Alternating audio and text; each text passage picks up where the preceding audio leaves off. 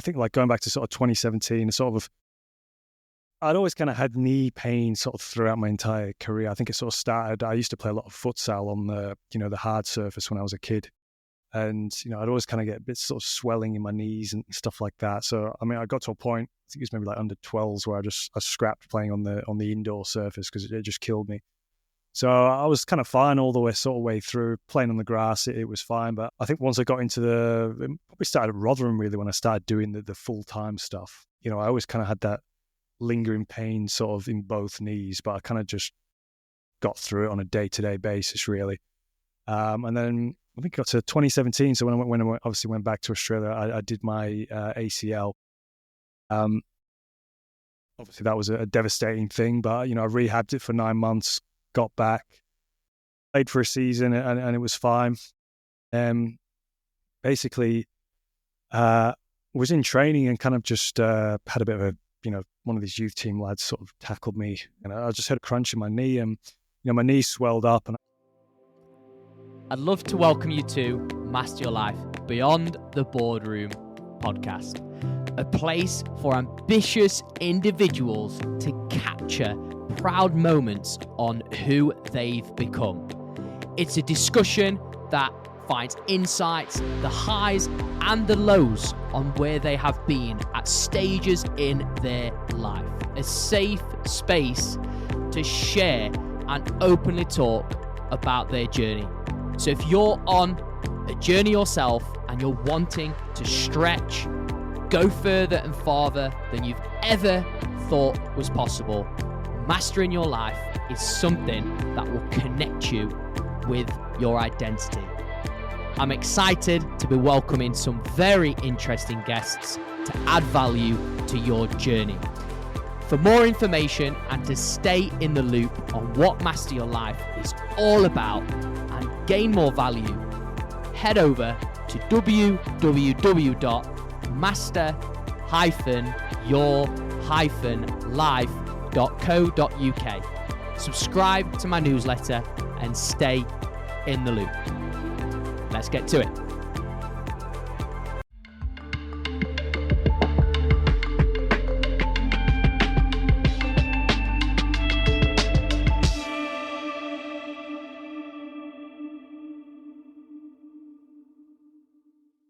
Hey everyone, and welcome back to Master Your Life Beyond the Boardroom.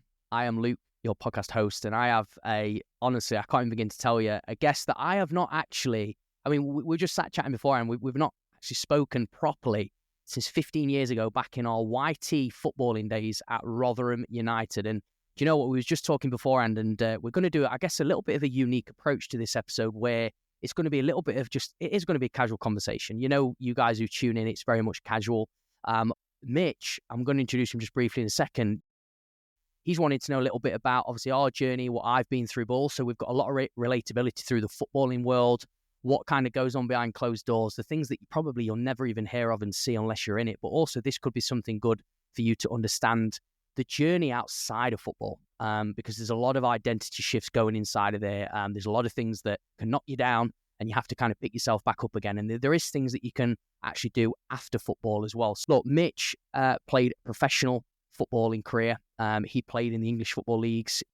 Once he left Rotherham United, he moved out into the lower leagues and then ended up moving to Cambridge United in Conference Prem and got promoted to League Two football. Had a few knockbacks. I won't go into too much depth, so I'll let him share the space.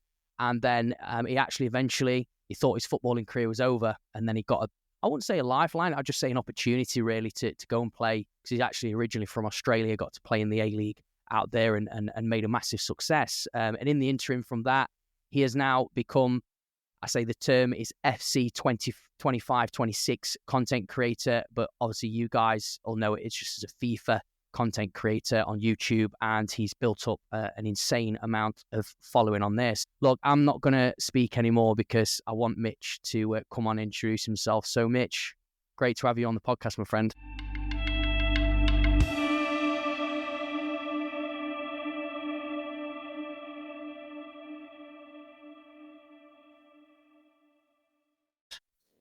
thanks, Luke. Yes, it as you said, 15 years, man. 15 years is, I don't know, I think I'm sort of reminiscing of how old we actually are now. It's like, it's weird because it doesn't seem like, it seems like yesterday really when we were at, God, where was it? Doncaster on the Keepmoat Stadium. That's the one. Crazy. And to be honest, even thinking where Rotherham are, I guess, as a club now as well, from League Two. I think obviously they kind of went to Championship and sort of Championship League One up and down at the minute, but brand new stadium, and they're quite a established club now, I'd say, in the Football League. So yeah, 15 years, man, it's crazy.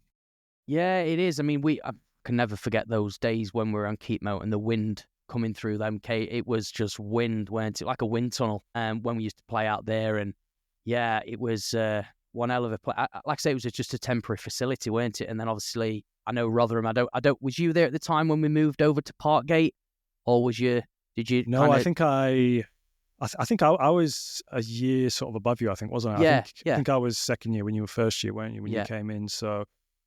No, I wasn't. So I did both years. We did it at Keepmoat, but it was a bit of a nightmare, wasn't it? Because it was like, we had to go to like Don Valley Stadium for the games. The offices were in Rotherham, and flipping training was in Doncaster. So at that time, obviously, we didn't have cars unless you had your license. So it was, obviously I was with Emmett, who we were chatting about before. Me and him were kind of just bussing it because we were living in Doncaster at the time. So like for training, it wasn't too bad, but going to games, and especially when we had to attend sort of the Tuesday night first team matches, for the ball boy shifts. I don't know if you remember that. But, I can remember them, yeah.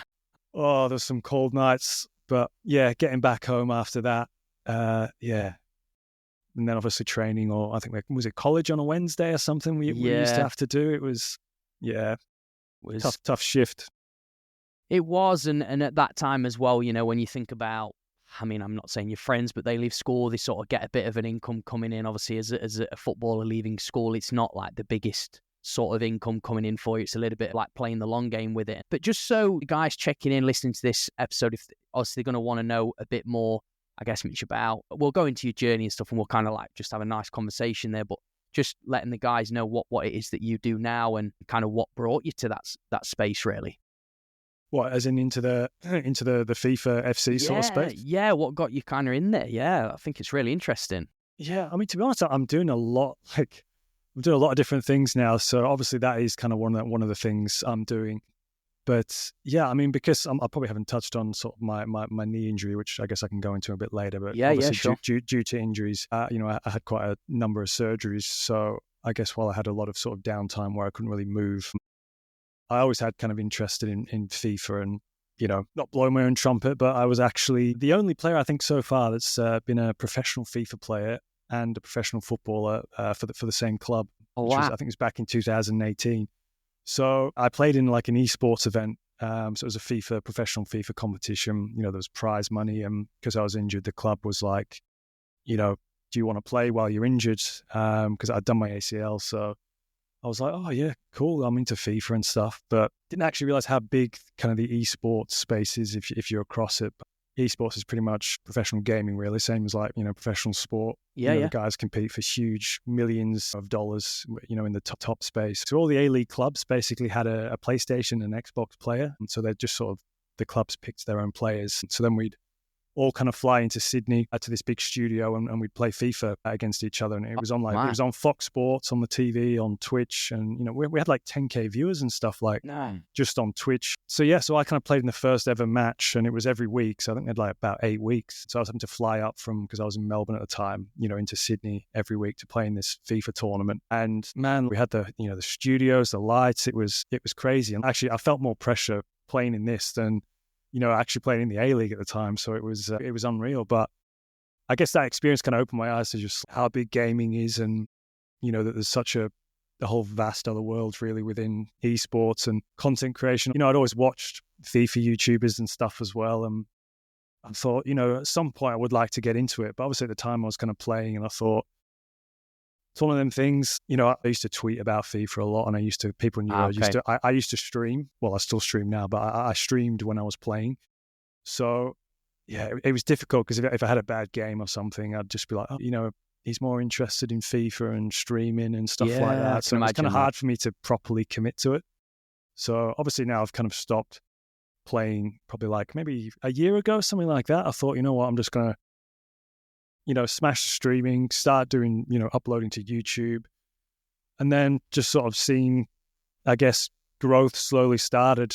But yeah, a lot of the stuff I did was around sort of my FIFA card and stuff from previous versions of FIFA, and just doing stupid challenges and just kind of having fun with it, really. I wasn't really expecting it to kind of get to the level it was at. I just kind of enjoyed making the content and stuff. And, it was a bit of a journey, kind of, working out how to edit videos and, just looking at other people and what they were doing. And yeah, before I kind of knew it, TikTok was banging. YouTube was getting millions of views, and the YouTube 100K plaque I've got up there was kind of something that was kind of a dream as a kid, really, to, actually think I was going to get one was, a far cry, I think. So yeah, it was just a whirlwind, really. So I think, the main thing's just kind of being consistency, I think when I kind of just got a bit of a bug for it and thought, the one thing I did realize with social media and like the content creator space is you've just got to stay consistent, even when it's like not doing very well.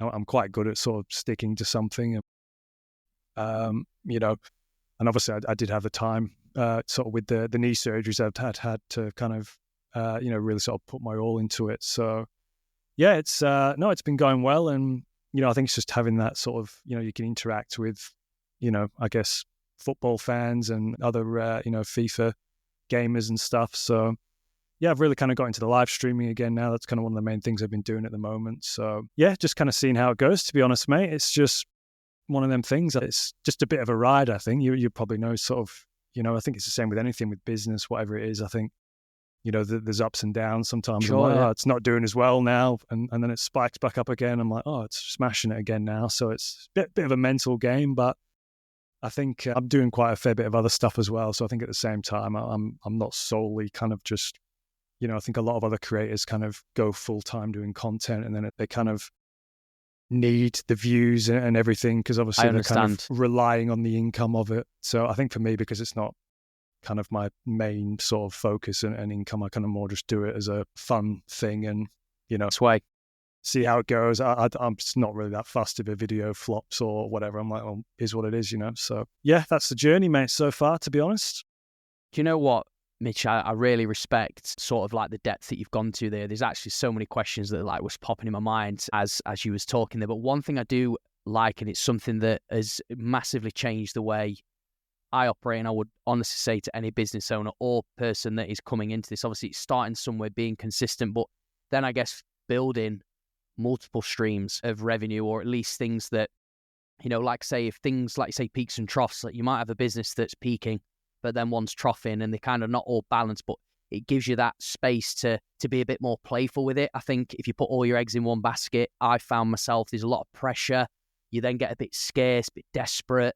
You feel that sort of, because you're in front of the camera as well, people feel that energy, even if, for example, I don't know, you are not trying to come across that way. So I think just in terms of your journey, obviously, yes, you had it. Obviously, and I know we'll go into it deeper about the knee injury, and it started out. But if there's somebody here listening in and going, I'm into gaming, I actually do a little bit of sort of reviews, or I kind of do a little bit of helping for other people. When did this start to kind of not grow, or I guess open the doors? When did it start to become a bit more of like, I'm actually turning from, I guess, it's a hobby of gaming to becoming a bit more of a pro gamer? I think when everything sort of gets monetized, when you get to certain numbers on your social channels, whether it's TikTok, YouTube, your account gets monetized. So then I think once you start seeing videos, hit big numbers, and then you kind of see the revenue that you get. It's all about like ad revenue now. So, Google ads on YouTube, if you watch the long form YouTubes, obviously you get the ads and stuff in between the videos, like all that is like revenue that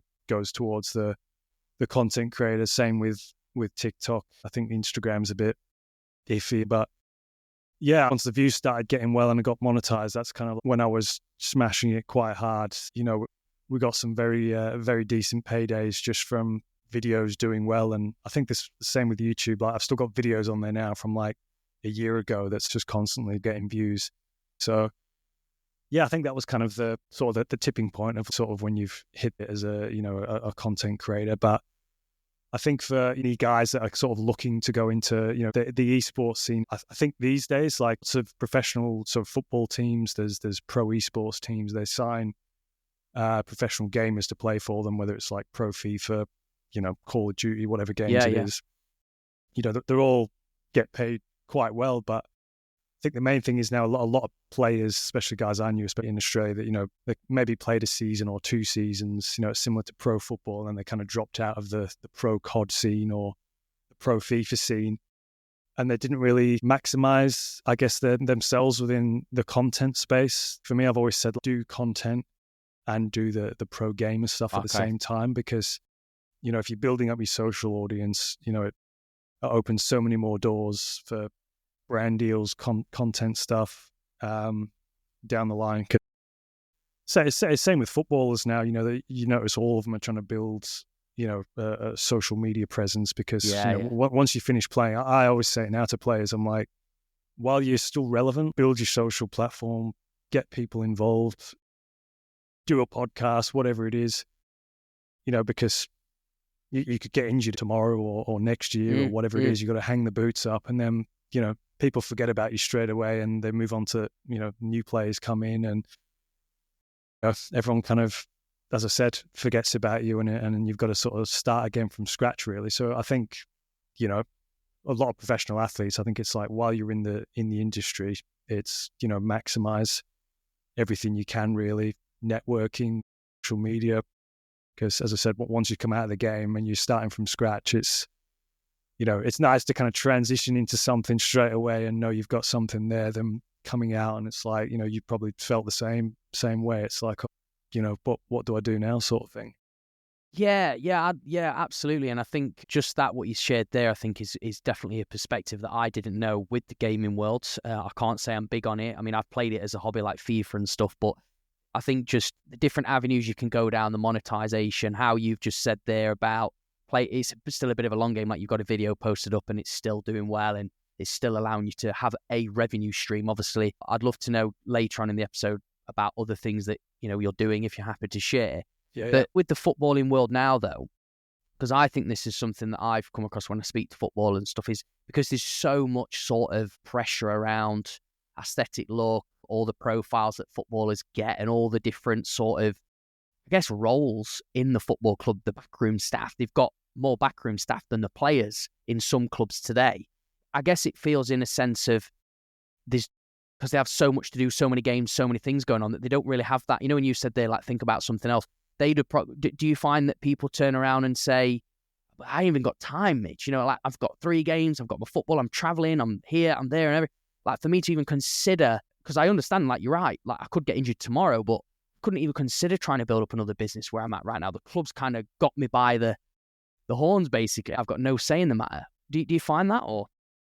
Well, it's funny. I mean, I'll probably have to go into the other thing I'm doing on top of some of the other stuff. But so, because obviously, my social stuff did well. So there's agencies now that basically represent, YouTubers, gamers, all that kind of stuff. So yeah, when I came across to the UK, I actually signed with an agency called Digital Sports Management. I'm trying to think, we've got like the likes of like Danny Aarons, and I'm not sure if you know some of the bigger content creators within the gaming space, but they signed me up to kind of represent me, and then I've kind of gone into another role where I'm sort of working for them within sort of gaming and esports now. They kind of asked my help in that, so I actually consult for them 2 days a week now. And some of the stuff we actually do is kind of, because I've got quite a decent network within football and stuff, is kind of getting football players sort of on board where we can kind of run all that for them. So I can't say who yet, but we're sort of in talks with a decent big Premier League footballer. So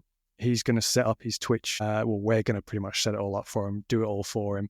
He's just got to commit maybe 1-2 days a week if he can to streaming, like after training. I think we're going to start with 1. But he doesn't have to do anything, basically. He just, logs onto his computer, hits go live on the stream, and we kind of set everything up. We're sort of doing it where we might have, similar to kind of this, we'll have a different sort of gamer on that can play with him. So we're probably going to do that like once a week. But I think it's having, a lot of people don't really, athletes and stuff, it's still kind of a new tier for them. They don't really know the space too well.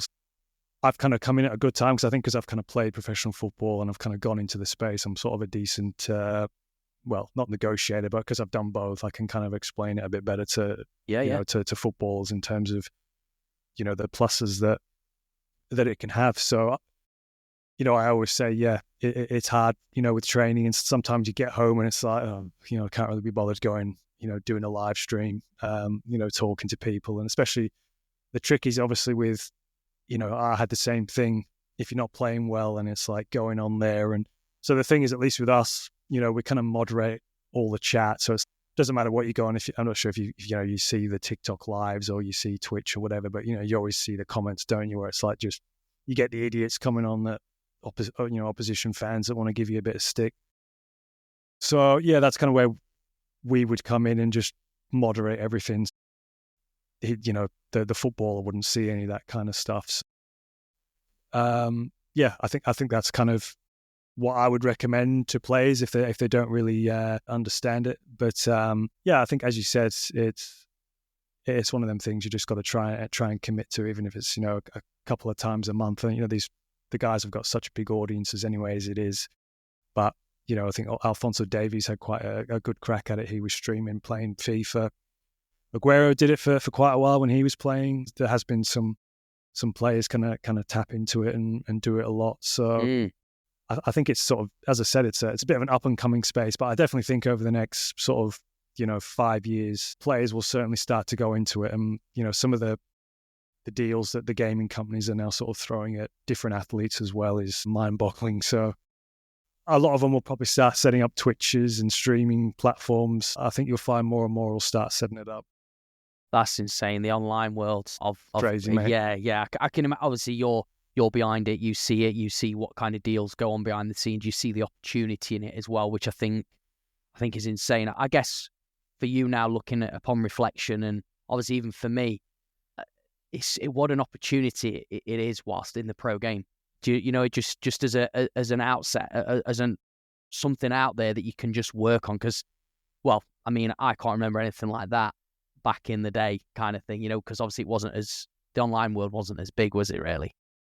No, it wasn't. And yeah, I think that's been one of the things where I'm like, I just kind of wish sort of this stuff was around, I guess, when we were playing. But at the same time, I'm like, would it have been a bit more of a distraction for me, like growing up wise? But, we're still, I guess, the world of football is still producing unreal footballers. So, we can always say, is technology kind of having a detrimental effect on young players up and coming? But, you look at the talent in England and worldwide that's coming through in football.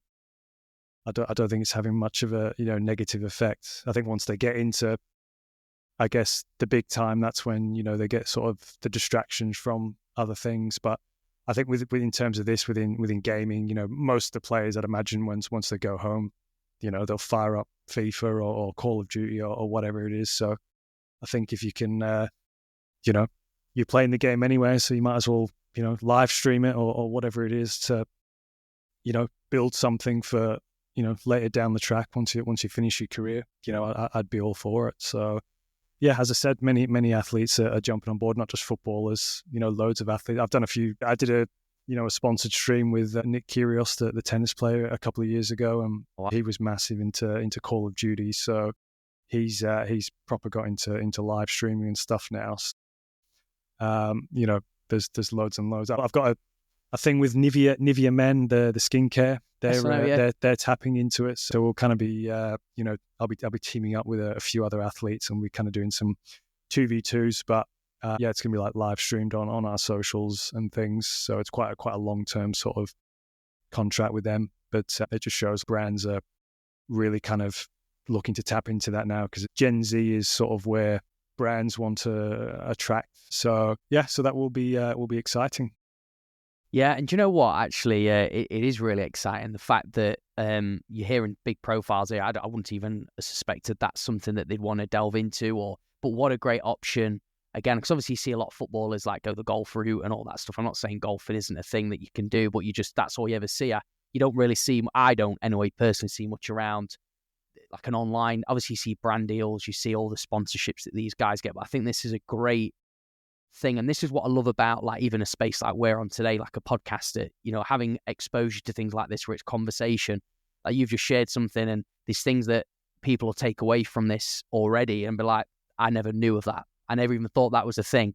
Even I'm sat here like learning, wow, like you've obviously I mean, we're trying to, I guess, do a little bit of a mini catch up over 15 years, and I'm just kind of like sat here pretty mind blown just with the way that things have evolved, like with the Gen Z, but actually what you've got into. I guess for anybody who's running a business, how have you found sort of managing that now that you've obviously got the streaming and all these other things? Yeah, I'd almost say I'm still trying to sort of put it together because, as I said, things are kind of, taking off quicker than what I think I was expecting. Obviously, like I've got a couple of houses here that sort of the plan was, I did quite well on my house in Oz, so I've sold that coming over here. And it was sort of, I wanted to get into like buying property over here and kind of renting it out and going down that sort of path. But yeah, it's really, with my other stuff taken off, it's slowed down and I'm still on the house that I'm in now. Yeah, still got plenty of stuff to do, but it's kind of escalated. So just due to the content, I've started working with Borussia Dortmund now. So I've signed a contract with them for 12 months. Nice. As like a content creator. So I've actually I fly out to Dortmund, at least maybe like once a month on a regular basis. And I'm kind of like making content for them, which has been great. Some of the stuff I've been able to do, with the players and things has been unreal. I've got a shoot tomorrow with them, with Sporting Lisbon, who they play in the Champions Leagues. I'm doing some stuff with their sport. It's like a Borussia Dortmund Sporting Lisbon crossover with content. So we're doing some stuff tomorrow before the game, which will be good.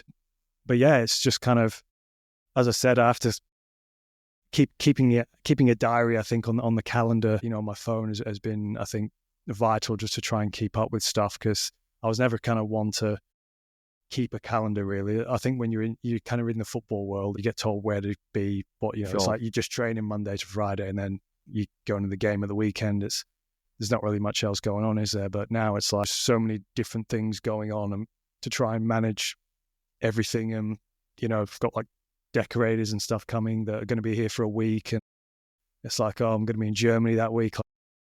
So many times that kind of crossed over where I had to change things around. And obviously I'm doing kind of my gaming agency work. And at the same time, they represent me as a talent. So it's been a bit of a cool crossover, because they'll kind of come to me like, oh yeah, we've got, this brand deal. We kind of want you to go down to London and do this. And then at the same time, I'm working for them within a different department. I'm kind of like talking to the other people in the esports part, working for them. So it's a bit full on. I'm like, I've got to finish this video that I need to do, and then I can do your video for the business thing. So it's very very time consuming, but no, like it's been good. As I said, it's been a bit of a learning curve trying to just juggle everything. But, I think being busy is a good thing. And I think the main thing for me was moving back to England, because obviously, I've been back in Australia for the last sort of, 8, 9, 10 years, something like that with football. The main thing I did want to do when I moved back was kind of, I was getting opportunities within sort of the football content space. And, football clubs are massively working with content creators and stuff now. So They are. I've seen this. It's huge. And, there's an England content creator team that's just kind of been announced just recently. So there's an Influencer World Cup that's going to be, I think it's in Malaysia in September this year. Wow. England, Argentina, all the top tier countries within football are going to be participating in it. So I'll see how the knee goes and see if I get a call up. But that's kind of the aim. I think would be really cool to kind of go over there and sort of participate in some of that stuff. But yeah, it's just crazy. As I said, got a couple of weeks here now where it's going to be quite chilled, and then next minute you get a phone call or something. It's like, you've got these, sponsored streams or something that's coming up, or, you're going overseas to do something.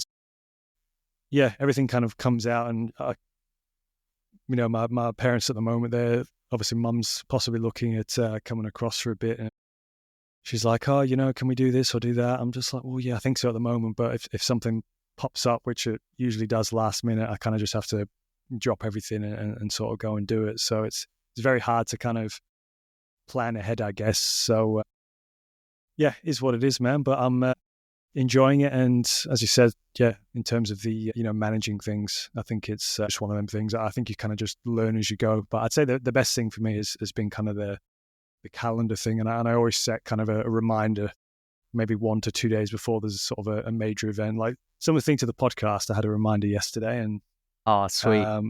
It was, here we are.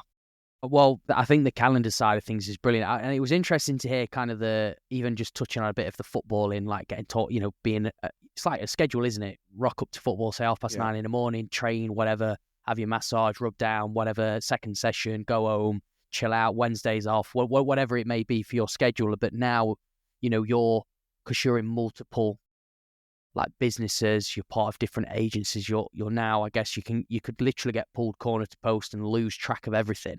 And just be like, I forgot that, I forgot this. And obviously you're accountable to others, but you're also accountable to yourself because you do your own stuff.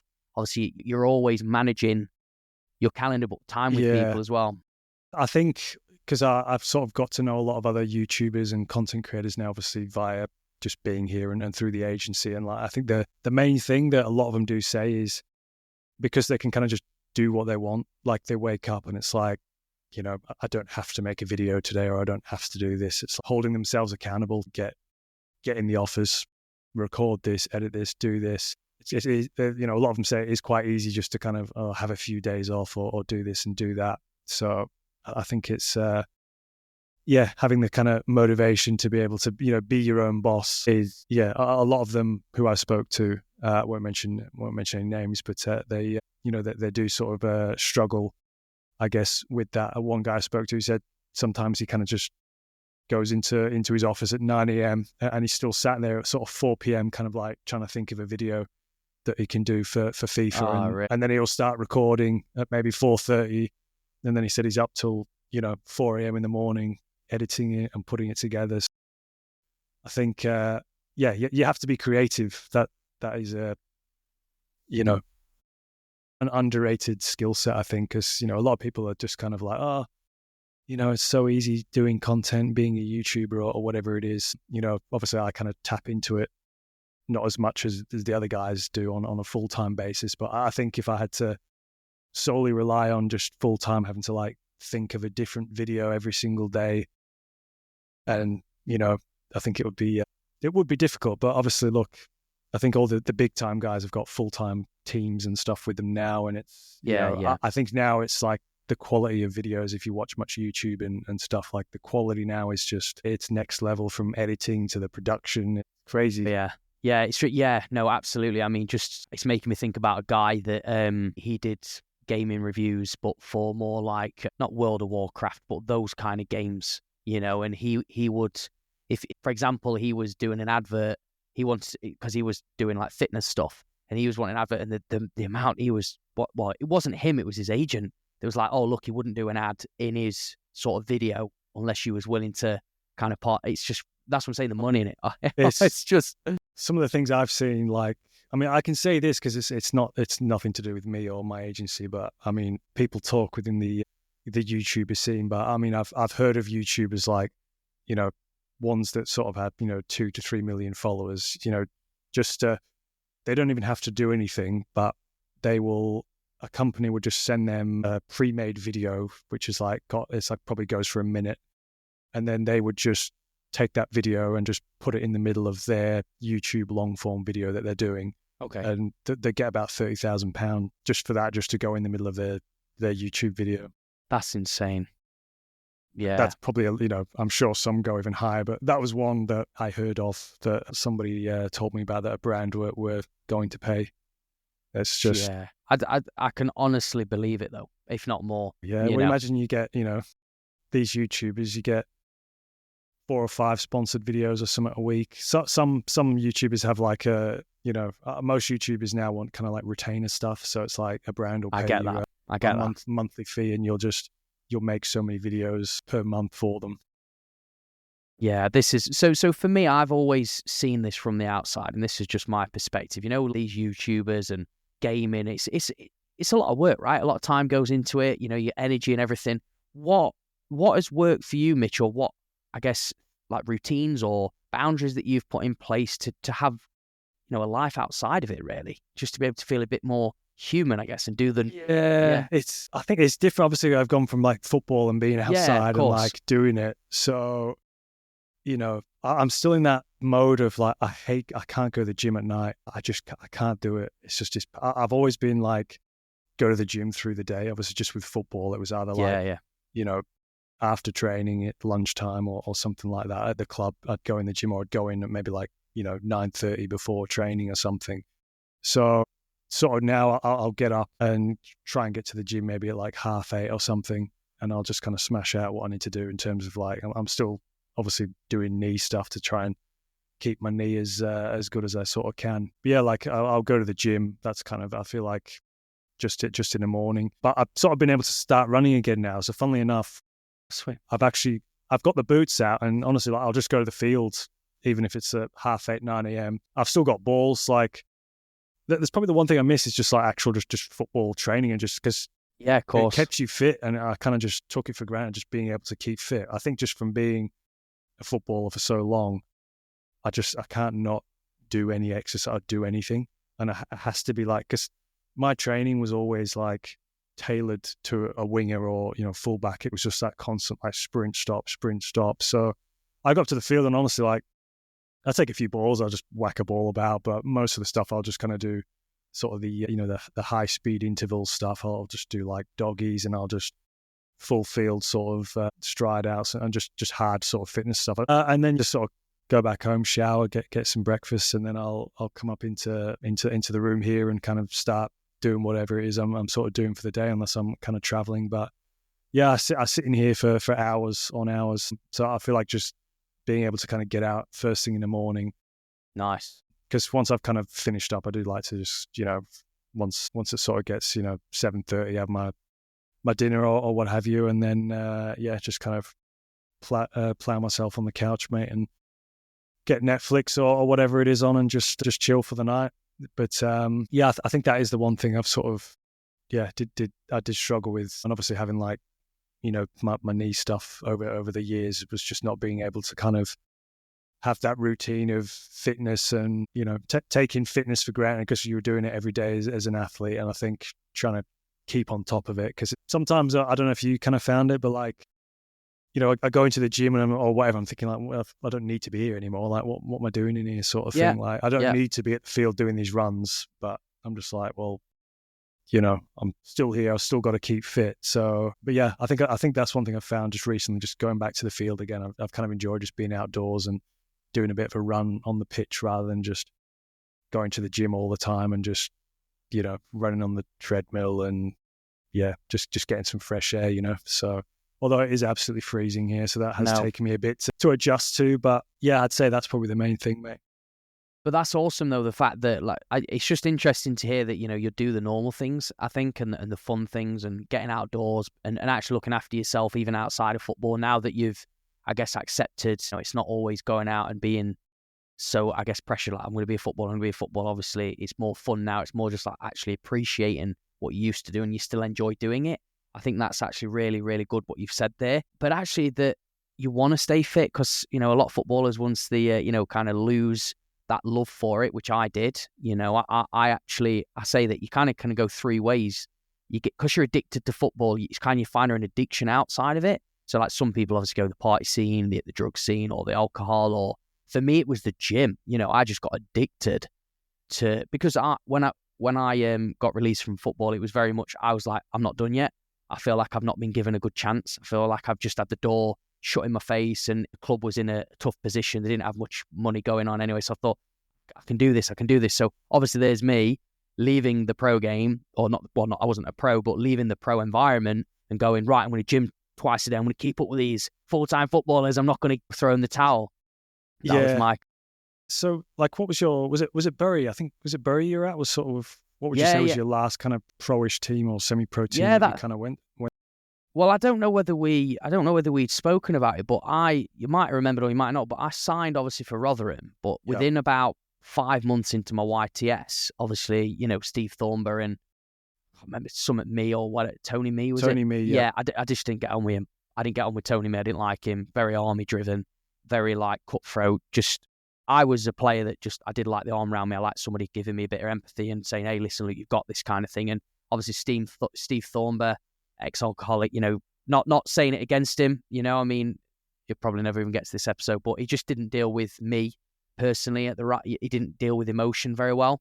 And that's probably what I needed the most at that time. So I just found myself being misplaced in that team, the squad, the players that he brought in. I didn't feel part of the changing room. I felt very much outside. I got a bit bantered and stuff, and people kind of took the mick out of us a bit. And I just felt like, hold on a minute, I've got 2 years of this. And we were at a college at the time. I think it was Thomas Rotherham College. Yeah. And I just felt very much like, God, I'm supposed to be like a pro, and I feel like I'm playing for a college team. Yeah, I mean, I sort of felt the same. I mean, obviously, I'd come from Oz, so I think for myself, I kind of put a lot of pressure, I guess, because I was like, I'm moving over to try and get pro deal sort of thing, and this was kind of because in Australia at that time we kind of didn't have we had the A-League teams, but there was no youth teams or anything where you could get kind of the pro, the full-time kind of training alongside a, college course, I guess, at the time. There was no sort of path through to get there. It was kind of, you played in the second tier, and they were all sort of cut into states, and it was all, you train 1 or 2 days a week, and I just wasn't developing, I guess, as a player. And I thought, moving across to England, getting that full-time sort of training and hopefully getting that top tier coaching, which I thought I was going to get. And yeah, I mean, it was just weird. I moved to the team, and it was like, lads were more interested in, going out on the piss and this and that. And I'm just thinking like, we've got one chance here to try and like get a contract and make it in pro football. And, the lads are more interested in, going out, getting pissed and doing this and that. So it was, I felt a bit, it's one of them, you don't want to be, I wanted to try and fit in moving there and stuff. And, luckily obviously I got on with Emmett in kind of the first year, and obviously we lived together. So, it was great having kind of Emmett there, who was on the sort of same sort of mentality, I guess, as what I was. But I guess a lot of the, I don't have anything really bad to say about the other lads. I mean, they just kind of had more interest, I think, in doing other stuff, as I said. So, it was a bit just sort of uncomfortable, I think, when I first got there. And as I said, I just kind of thought it was going to be different. So, I totally get, how you felt. But so you left halfway through then, did you? Well, I left pretty much about 4 or 5 months into my first year as a YTS. Right. Obviously, when you saw me, what are you now, Mitch? I'm 30. So so I'm 31. So you was 2 years above, but when you saw me training, I was actually having a day off school to come and train with the youth team. Yes, I do. So remember that, it was literally just, I think it was a Tuesday that there was just kind of nurturing me in. There was like, let's see what you like with the men, basically, from coming like centre of excellence at Rotherham. And then, about 4 to 6 months in, I weren't enjoying it. I left. I got a trial at Derby County, went there for a week, well out of my depth. I was nowhere near the standard that they was at. The guy 3 days in literally jokingly said, it's just too much for your son. And I actually put my hands up and went, honestly, absolutely miles ahead of me. I took it on the chin. I said to my dad, absolutely fine. And then Richard Barker, he was, actually recently I think it was with Paul Warren at Derby County. I think they've just been let go. He was assistant manager there. He was my youth team manager. Well, he was at Bury. And he knew my dad from Sheffield United because my dad coached at Sheffield United a little bit. And literally just got a trial there. And that whole year I was practically on trial because I couldn't carry on with they couldn't transition my scholarship. They couldn't do that. So then, they offered me 2 years at the end of that. So when you said you was a year older than everybody, I was in my second year at 19, as obviously there was younger guys. So I was like the oldest one. And I got put in the first team in terms of the training a little bit. But to be honest with you, Mitch, I knew because the manager, again, once Richard Barker moved on to the first team, and then he ended up doing well there, getting very promoted, to be fair. He did really well. He obviously moved on to other jobs. I think he went to like Charlton or MK Dons. I was stuck with this Irish guy, and I was literally talking to a guy about it today because he's actually gone into like this mental performance thing. That's another story. But for me, he was one of those guys that always said, well, if you ever need anything, my door's open. So I was like, oh my gosh, someone's actually willing to like allow me to share my emotions, because that's who my emotions. I wear my heart on my sleeve kind of thing. I want to talk to people. I don't like holding things in. As soon as I did that, it was like, he didn't like it. So he got clicky with us and then just basically bombed me. I was in the bomb squad. I was in the bench all the time, and I had a rough ride, man. That's when I actually fell. We had like body fat tests. It was when I fell into depression, man. I really struggled. I felt very lost, and I didn't know what my life was going to be outside of football. That's when I was probably at my lowest point and hated and resented football, which I never thought I'd say that at that time, but I did.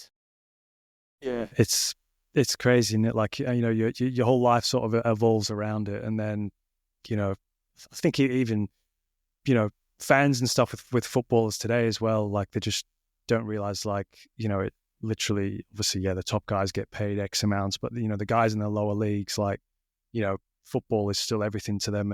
Your mood is kind of dictated, isn't it, by how training goes through the week and how the game's gone. Like if you're in a rough patch where games are just not doing well or you're not playing, and it's horrible, isn't it? And sometimes you just get in a rut and it's like, you know, you can't get out of it. And as I said, I was kind of, you know, the same sort of spot as where you were when I sort of left Cambridge. I kind of like didn't really know what I was going to do, but I just kind of was at the point where I was just like, I'm just sick of kind of, you know, the same things were kind of happening, you know, a bunch of promises from managers. Yeah, we'll play you here. We'll, you know, you'll play in your favoured position and blah, blah, blah, blah. And then it just never happens. It's you know, it's just tough, isn't it? So, yeah. So what sort of happened after that then, man? You just kind of, that was sort of it after Bury then, or?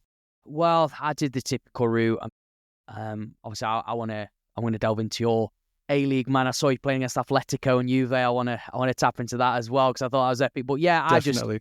I just was in the trenches, man. You know, I was battling the lower leagues, picking up a little bit of cash here and there. I went to live in Madrid for 6 months, played a bit of Spanish football, like 6th tier, no money in it kind of thing. German leagues, did it all, had an agent, got conned for money, fake, just whatever. Don't get me started on that, mate. Yeah, I just had a lot of, like you say, false promises, got shafted, a lot of rejection, a lot of like even these international academies sort of saying, yeah, we've got contacts and links with like Scottish. Even I went up to Scotland, had a trial at Motherwell, but it was all, I don't know, it all just seemed very much like taking your money and getting your hopes up because they knew you were desperate and vulnerable. And then I guess when you were there, you were like, hold on a minute, this is so not what you told me or proposed to us. So yeah, I guess when you get battered that hard, you're already down anyway, you know, and then somebody's just knocking you even further. So then, yeah, I mean, just to cut long story short, man, when I was like 22 going on 23, I technically retired myself from football, and then I got my PT qualification. Then I decided to pack my bags, mate, and I actually ended up out your way, man. I was on a cruise ship and we transitioned over to Australia and New Zealand, man. So I had a good 6-month stint around there. I got offered, funnily enough, to play for Napier FC in New Zealand. That was semi-pro football at the time. It was a temptation, but I thought, no, I'm going to stick to this contract on the cruise ship as a trainer. Football, I parked it, and I never regret that decision, man. I'm so glad I stuck out what I did. But yeah, that was kind of my end to that. And ever since then, man, I've played the odd 5 sides, played a little bit of local football, but it's never the same. You know, you kind of have to change your mindset, but you still have that competitive edge, and you don't lose that. Yeah, I think that's it, isn't it? Because, you know, football is just so... It's weird, you know, you go from kind of the highs of football and, like, as you said, that competitive side of things. And then, as you said, when you kind of go into doing something else, like you kind of want to try and at least get a bit of it, you know, try and replace it a bit in some way or another. So, yeah, I think it's good you know, still have a game here or there. But, yeah, I think you just, as you said, you know, changing your kind of mindset. I think that's what I've tried to do now, is just to try and like focus it on something that I guess that I'm doing now. And, you know, I think building something up has sort of been kind of the replacement, I guess, for me, is, you know, building all my, you know, my content stuff up. And, you know, I'm starting from scratch. I think that's kind of one thing I've sort of liked is, you know, I had no kind of qualifications or nothing, but, you know, I knew kind of the space I wanted to go into. And it was, I guess, trying to find something in, not, I wouldn't call it the market, but just trying to find something a bit different.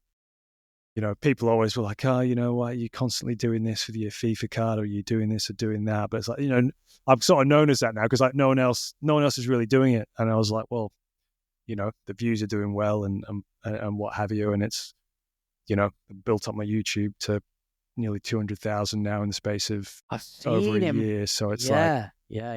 I just kind of tried to do something different. So I think, as I said, it's trying to find something where there's a gap in the market of something, because everyone's got another interest in somewhat. I guess it's the hard part is, finding a way where you can, I guess, make a career out of, your second passion, obviously, football being the main one, but yeah. Um, Did you, okay, so this is interesting. Did you go into this seeing it from a point of like, I'm talking mindset wise, is this is going to be a business, you're going to make money from it? Or did you just literally go into it as, do you know what, this is just a bit of fun and something to do outside of football? No, it wasn't. Like, my main goal was just to kind of just build, I guess, a community and build a following on the set channels. Getting the YouTube plaque was kind of one of the aims, but I wasn't fully across. Like, I knew like YouTubers obviously got, crazy money if they got their videos and stuff right. Yeah. It was more just kind of, I just kind of wanted the accomplishment of like getting the YouTube 100K plaque and building up a good following. So that's kind of where it was at. I guess, once I got you can apply to, monetize your channels, and then it's like, then you start making money out of it as well. That was kind of a bit of a surprise for me. I thought you had to be like, in the million subscribers before you actually started seeing anything back. So it's same with TikTok now. Like, I don't know if you're on TikTok, but like, you get paid for like making 1 minute videos now. All you need, I think it's like 10K followers. Really? And like 100,000 views in the last 30 days. And you can apply for the creator program. And, some of the cash that's getting thrown about on there is if you hit a video gets 1 million views or something, you can get nearly £1,000, £2,000, depends on like how much they pay you per 1,000 views. But, there's people on there with 10K followers that, making a nice little, whether it's a side hustle or you want to do it full time, but, TikTok, I think, is a great platform now to monetize. Yeah, it is. I think it's just, though, like the way I see it, it's just, if you're going to do it, enjoy it though. Don't just like flaunt yourself around like a clown and make these videos. And I know you're getting like loads of views and stuff, and I see it with it, but just, you know what I mean? Like, want to enjoy it, because eventually something's going to like explode, isn't it? At the end, like, you're just going to fall into a rut kind of thing. I think you just got to, people chase the clout, as they say, and they kind of, There is a lot of guys on there that kind of, they were doing decent content, but then I guess, the hard thing with socials and stuff is obviously they say like staying relevant. It's like what I was doing is not doing as well now, so I've got to try and like shift it up and do something different. And then, some of the stuff now, it's like, people are collabing with like people off certain websites that you're thinking like, is it really got to this level now where you've had to like stoop this low to start doing videos and stuff with them? And just, it's, one of those things. But I think I think that's the challenge, I guess, of the content, is being able to shift it up and do something different when something's not working as much as what it did work. It's like, right, I've got to try and think of something else now to try and get the platforms going again. So it's just sort of one of the things. Same to me, like my plan with my sort of social stuff is to kind of, once my knee's sort of decent enough now to kind of do football videos. I can't run around like what I used to, but my sort of long-term goal is to kind of do videos with footballers who obviously were in the FIFA video game series. So it's kind of like me challenging them. They've got their FIFA card, and it's like, right, are they as good as their FIFA card with their stats and stuff like that? And, running them through a heap of different challenges. And, are they fast? Do they deserve 80 pace, or do they deserve 50 shooting? Well, here's 5 shooting drills. Let's have a look. So just kind of going down that path and just sort of doing real life content, so I can kind of mix it in with the gaming content. So it's kind of got the best of both worlds. So hopefully I can get the knee back. I'm still rehabilitating it and stuff. So we'll see how it goes.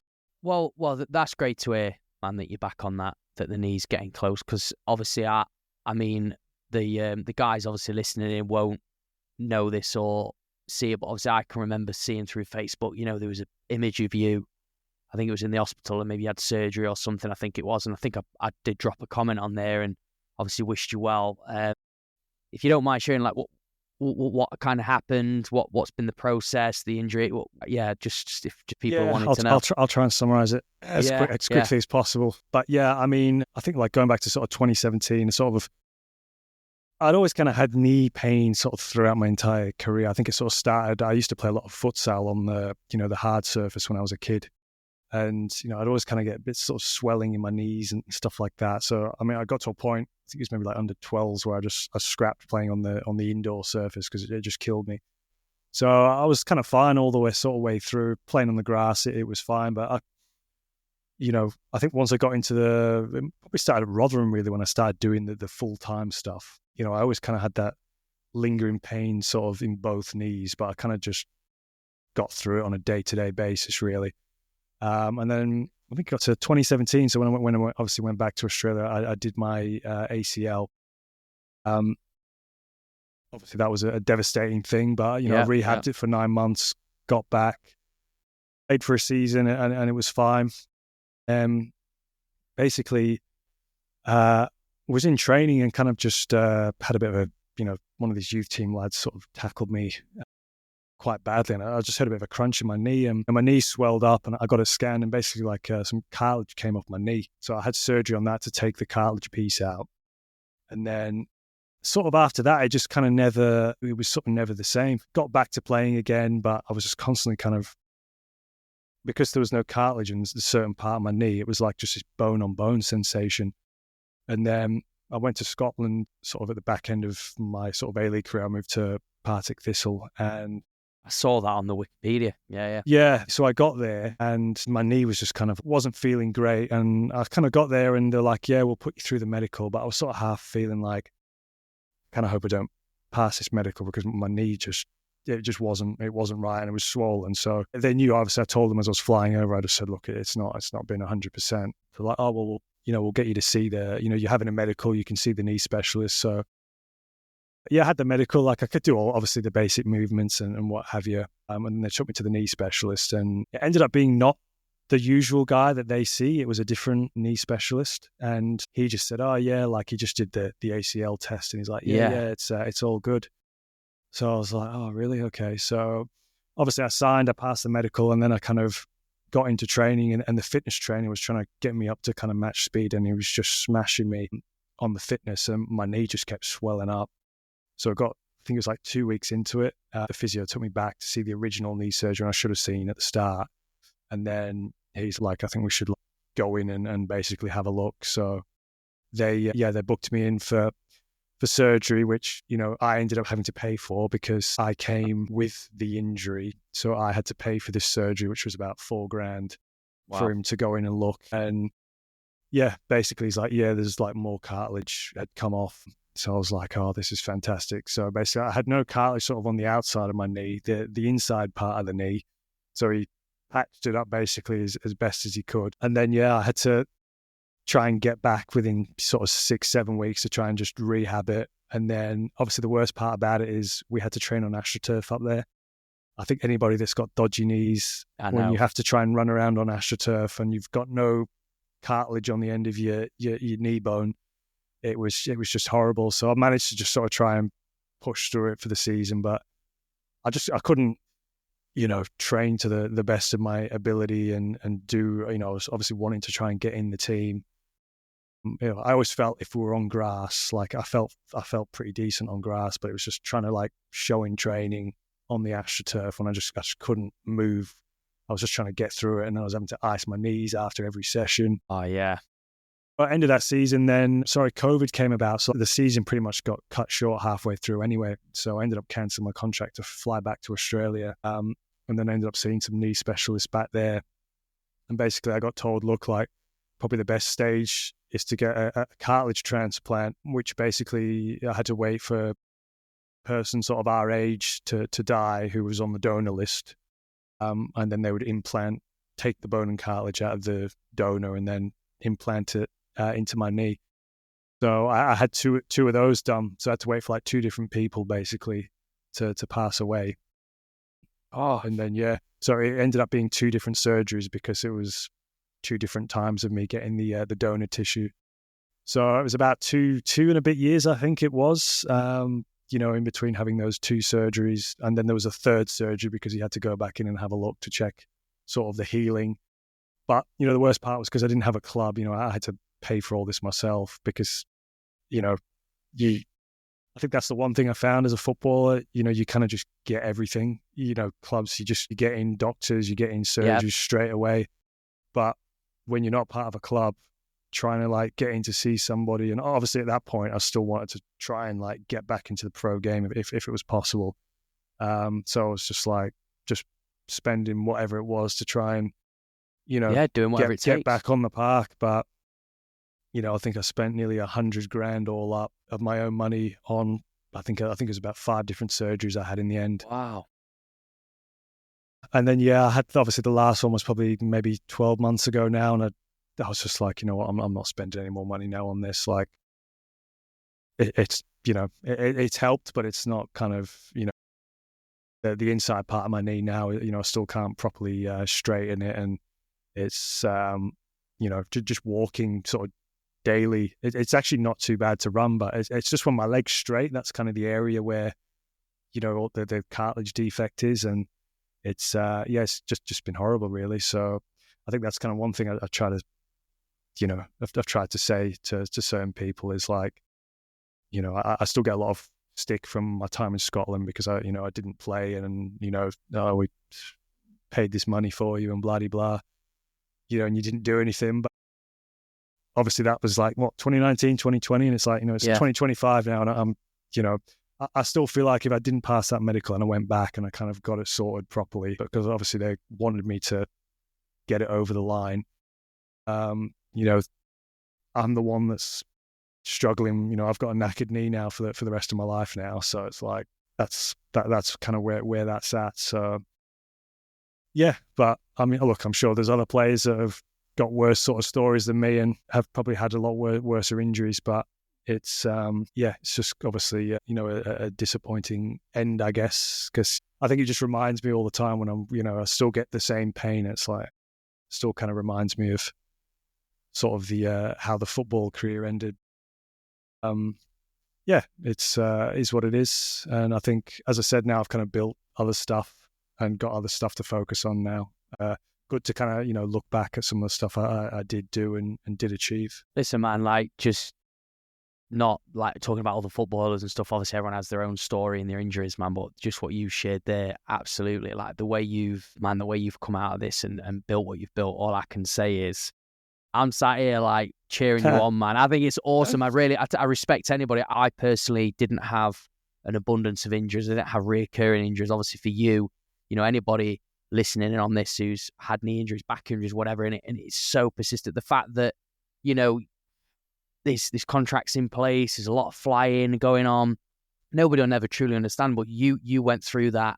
I mean, that with the cartilage thing, unbelievable, It's crazy what they can do now. Yeah, like I never even thought, and I think just to be able to find something outside of football with this, with this business, this agency, property, everything, I think is so good. And the fact that you're still dabbling with a little bit of football, you still might even be looking to play some stage this year. I think if you got back out of the pitch, it'd be unbelievable.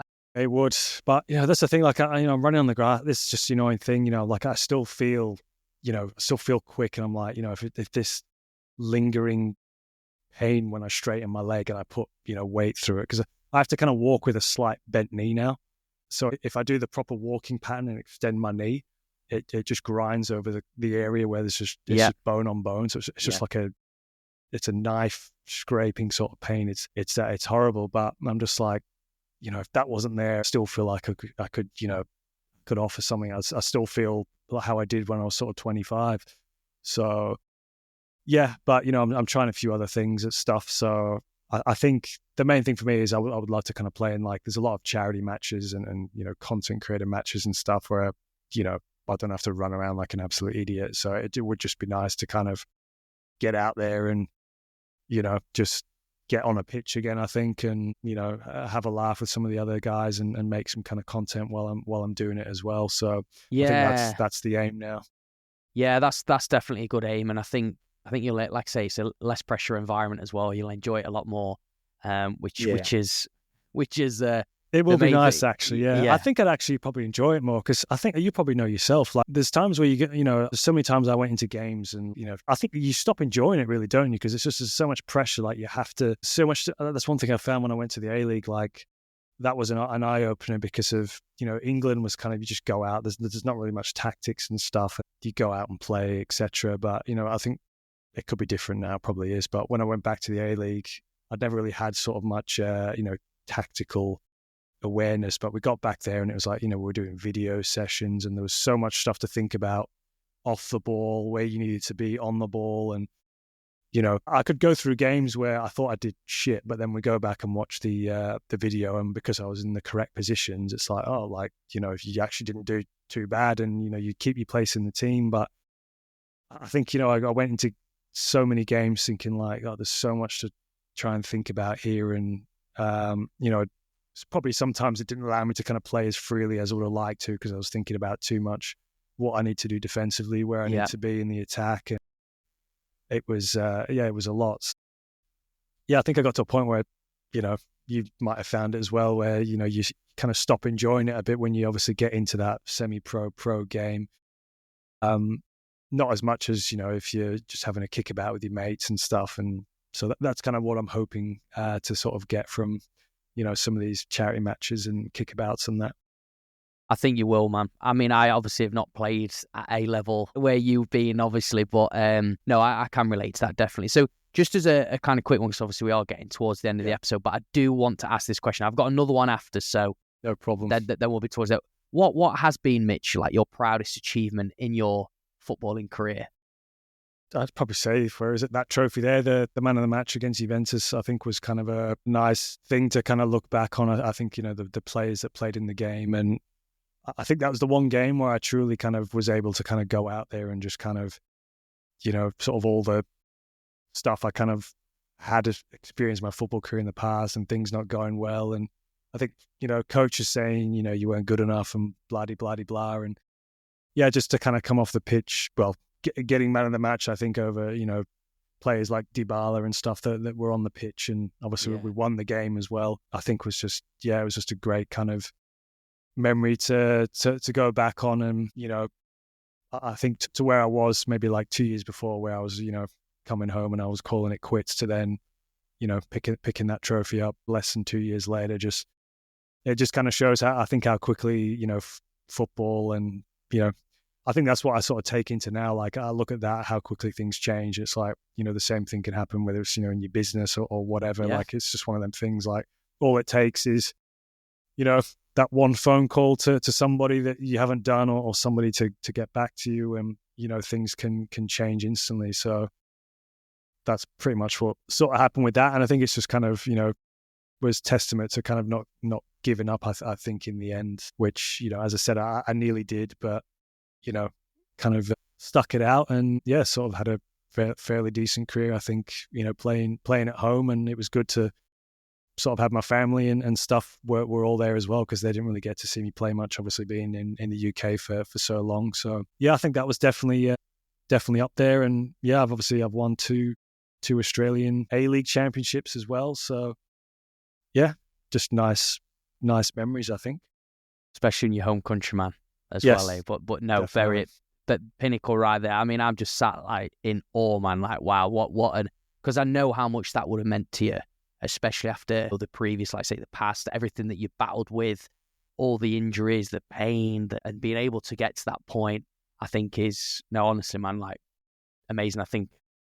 Yeah, no, it was, as I said, mate, it was a good night, and just having the family and stuff there was great. So, it was, always sort of kind of look back, and, I think the full match is on YouTube. So every now and then sort of, we'll have a watch back if I'm, feeling nostalgic, should I say. But no, it was great. It was a great night.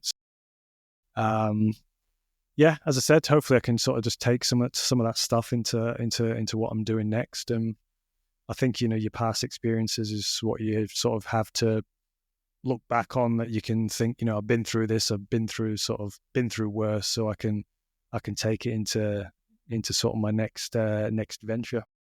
Massively, yeah. I absolutely agree. It shapes you. It allows you to pass down your wisdom, everything that you've been through. I mean, it's definitely on the same page there. So, look, Mitch, man, we're getting obviously towards the end of the episode. This is something that I do like to ask every single guest at the end, hence the title of the podcast, Master Your Life. So I'd just love to know from like your position, your perspective, what does mastering your life mean to you? For me, I think it's just kind of doing what you want to do. I think so many people kind of go through life just living within themselves, and I think just being able to kind of take a risk, and you only get one life, don't you? So it's like, why not make the most of it, go into something that you actually enjoy doing. I think we've sort of kind of lived sort of a short stint of playing football, love when you're in the training and the matches, most part of it anyway. But I think the main thing is just kind of, if there's something that you really love and you can make it into a career or a passion, I think that's kind of the main thing. I've got so many friends that have sort of gone down that path where they're just doing a job that they kind of don't want to do. Just, I think, don't be afraid to just start something, whether it is start a business or whatever. A lot of stuff I did myself was just kind of learning as I go. And I think if you put the time and effort into kind of researching things and speaking to other people, you can do it. I think a lot of people just don't have the kind of drive and will to do it. So I'd say that's probably the main thing is, if there's something you kind of want to go, just there's no harm in giving something a go. As you said, if it don't work out, some of the things with your football, you kind of sometimes you've given it a good shot. And if at times like your derby trial, you don't think you're at the level or whatever it is, then there's no harm in whether it's dropping down a few levels or whatever it is in whatever business, working your way back up. That's how it goes. So yeah, I'd say that's probably my advice.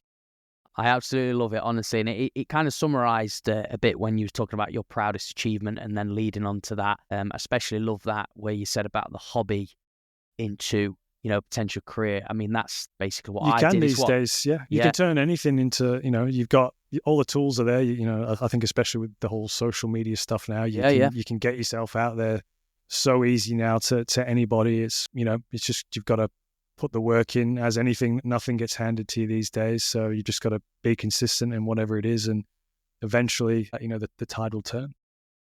And, well, look, if anybody who's listened to this episode today and watched it either, and they want to connect with you, Mitch, or maybe have a conversation, maybe pick your brains, a little bit like when you first started out in your journey, where can people find you and connect?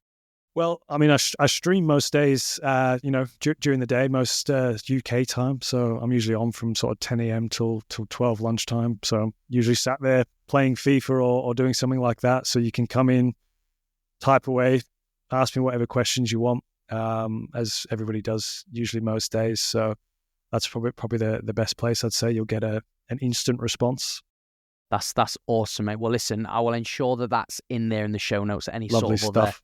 Information will do. But final thing from me, man, what a great opportunity to just, I know we've caught up a little bit, but I just want to say, obviously from me, thank you so much for coming out and spending some time with us. I've really enjoyed this episode.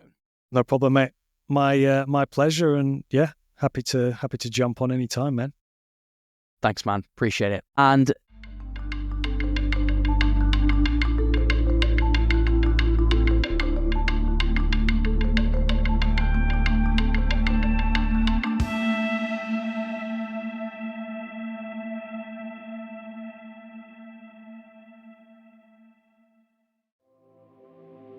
thank you so much for tuning in on this episode.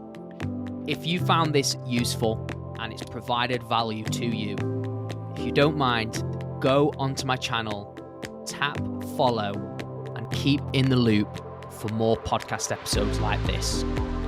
And if you want to go one step further, please leave us a positive review. It would mean the world to us, and it would help spread the message to many more people. And also, if you want to go that one step further again, tag us on socials, drop us a message. I will always respond. Look forward to seeing you on the next one.